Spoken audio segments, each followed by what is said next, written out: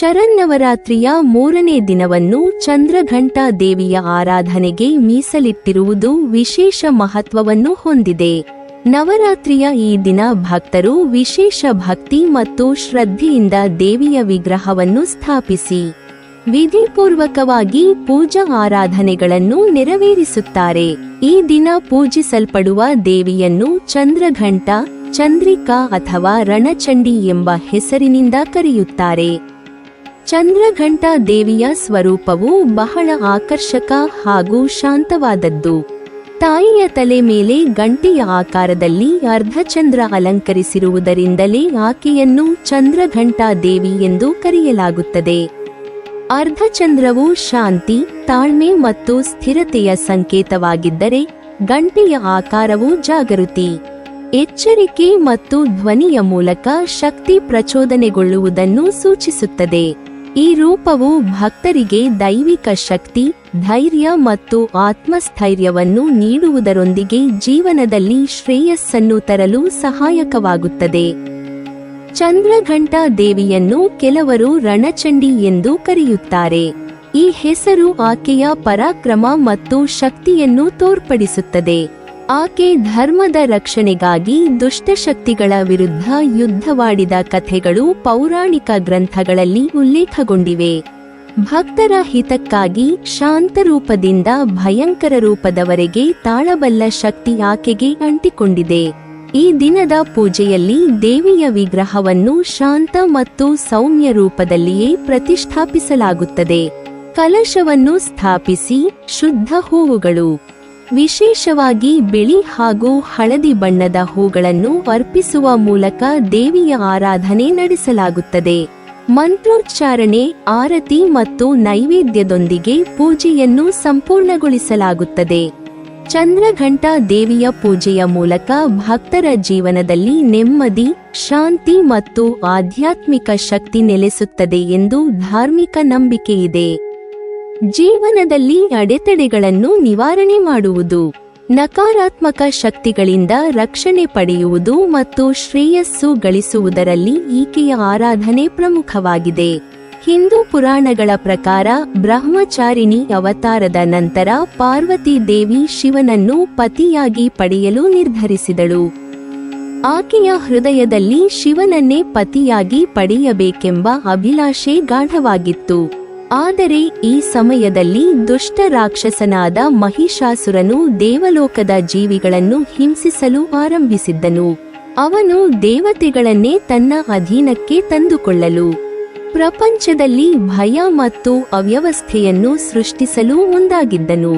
ಮಹಿಷಾಸುರನ ದೌರ್ಜನ್ಯವನ್ನು ಕಂಡ ಪಾರ್ವತಿ ದೇವಿ ಕೇವಲ ಮೃದು ಹಾಗೂ ಶಾಂತ ಸ್ವರೂಪದಲ್ಲೇ ಉಳಿಯದೆ ಉಗ್ರ ಮತ್ತು ಶಕ್ತಿಯುತ ರೂಪವನ್ನು ತಾಳಬೇಕೆಂದು ನಿರ್ಧರಿಸಿದಳು.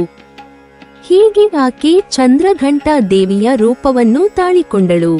ಈ ರೂಪದಲ್ಲಿ ದೇವಿಯು 10 ತೋಳುಗಳನ್ನು ಹೊಂದಿದ್ದು, ಪ್ರತಿಯೊಂದರಲ್ಲಿ ಕತ್ತಿ, ಬಾಣ, ತ್ರಿಶೂಲ, ಕಮಲ ಹೂವು ಮುಂತಾದ ದೈವಿಕ ಆಯುಧಗಳನ್ನು ಹಿಡಿದಿದ್ದಾಳೆ.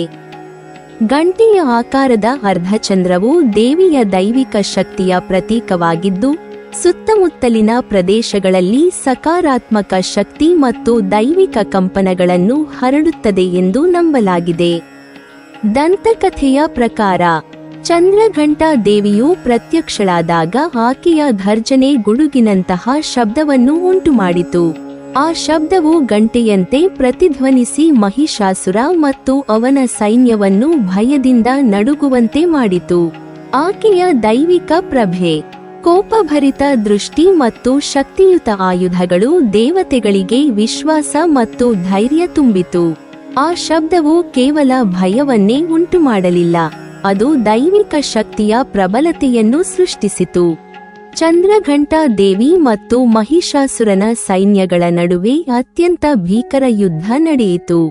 ಆಕೆ ತನ್ನ ದೈವಿಕ ಆಯುಧಗಳಿಂದ ದುಷ್ಟ ಶಕ್ತಿಗಳನ್ನು ಒಂದರ ಹಿಂದೆ ಒಂದಾಗಿ ನಾಶ ಮಾಡಿದಳು.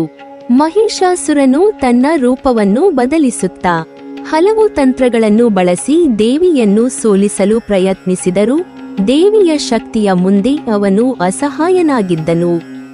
ಅಂತಿಮವಾಗಿ ಚಂದ್ರಘಂಟಾ ದೇವಿಯು ಮಹಿಷಾಸುರನನ್ನು ಕೊಂದು ಪ್ರಪಂಚವನ್ನು ಅವನ ದಬ್ಬಾಳಿಕೆಯಿಂದ ಮುಕ್ತಗೊಳಿಸಿದಳು.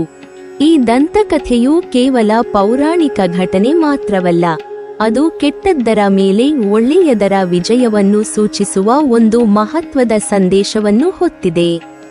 ಚಂದ್ರಘಂಟಾ ದೇವಿ ಭಕ್ತರಿಗೆ ಧೈರ್ಯ, ಶಕ್ತಿ ಮತ್ತು ಆತ್ಮಸ್ಥೈರ್ಯವನ್ನು ನೀಡುವ ದೈವಿಯಾಗಿದ್ದು, ಅವಳ ಆರಾಧನೆಯು ಭಯ, ಅಡೆತಡೆ ಮತ್ತು ನಕಾರಾತ್ಮಕ ಪ್ರಭಾವಗಳಿಂದ ರಕ್ಷಣೆ ನೀಡುತ್ತದೆ ಎಂದು ನಂಬಲಾಗಿದೆ. ಅವಳು ಕೇವಲ ರಕ್ಷಕಿಯಲ್ಲ, ಆತ್ಮಶಕ್ತಿ ಮತ್ತು ಆಂತರಿಕ ಶಾಂತಿಯ ಸಂಕೇತವೂ ಹೌದು. ನವರಾತ್ರಿಯ 3ನೇ ದಿನ ಪೂಜಿಸಲ್ಪಡುವ ಚಂದ್ರಘಂಟಾ ದೇವಿ ಕೇವಲ ದುರ್ಗಾದ 3ನೇ ರೂಪವಷ್ಟೇ ಅಲ್ಲ, ಅವಳು ಶುಕ್ರ ಗ್ರಹದ ಅಧಿದೇವತೆಯಾಗಿರುವ ಮಹಾತಾಯಿ. ಜ್ಯೋತಿಷ್ಯ ಶಾಸ್ತ್ರದ ಪ್ರಕಾರ ಶುಕ್ರ ಗ್ರಹವು ಜೀವನದಲ್ಲಿ ಐಶ್ವರ್ಯ, ಸುಖ, ಕೀರ್ತಿ, ಕಲಾತ್ಮಕತೆ ಮತ್ತು ಪ್ರೀತಿಯ ಪ್ರತೀಕ.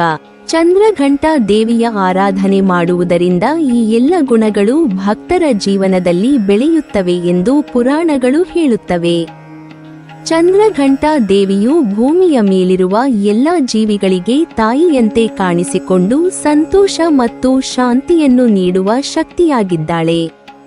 ಆಕೆಯ ದೈವಿಕ ಕರುಣೆ ಕೇವಲ ಭಕ್ತರಿಗೂ ಅಲ್ಲದೆ ಪ್ರಾಣಿ ಮಾತ್ರಕ್ಕೂ ವ್ಯಾಪಿಸಿದೆ ಎಂದು ನಂಬಲಾಗಿದೆ.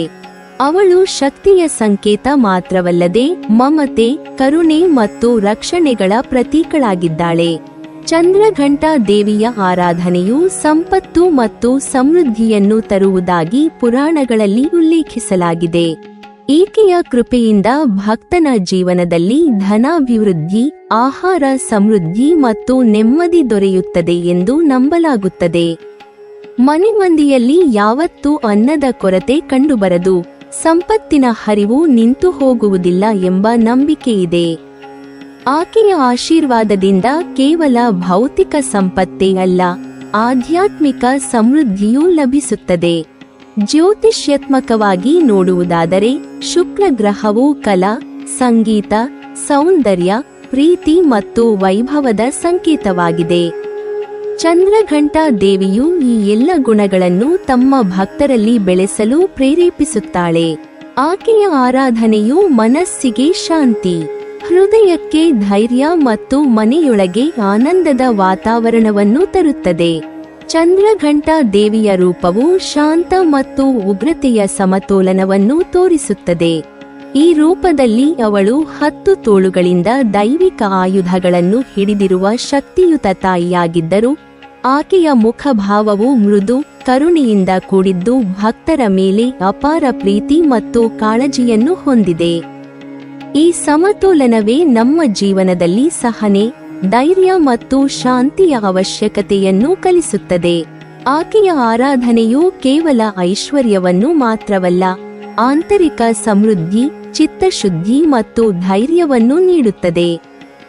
ಮನೆಯಲ್ಲಿ ಯಾವುದೇ ಅಡೆತಡೆಗಳು, ನಕಾರಾತ್ಮಕ ಶಕ್ತಿಗಳು ಅಥವಾ ದುರ್ಭಾಗ್ಯಗಳು ನೆಲೆಸಿದ್ದರೆ ಚಂದ್ರಘಂಟಾ ದೇವಿಯ ಆರಾಧನೆಯು ಅವುಗಳನ್ನು ದೂರ ಮಾಡುತ್ತದೆ ಎಂದು ನಂಬಲಾಗಿದೆ. ನವರಾತ್ರಿಯ 3ನೇ ದಿನದಂದು ಭಕ್ತರು ಚಂದ್ರಘಂಟಾ ದೇವಿಯನ್ನು ಬಿಳಿ ಬಣ್ಣದ ಹೂವುಗಳು, ಸಿಹಿ ತಿಂಡಿಗಳು ಮತ್ತು ನೈವೇದ್ಯಗಳಿಂದ ಪೂಜಿಸುತ್ತಾರೆ.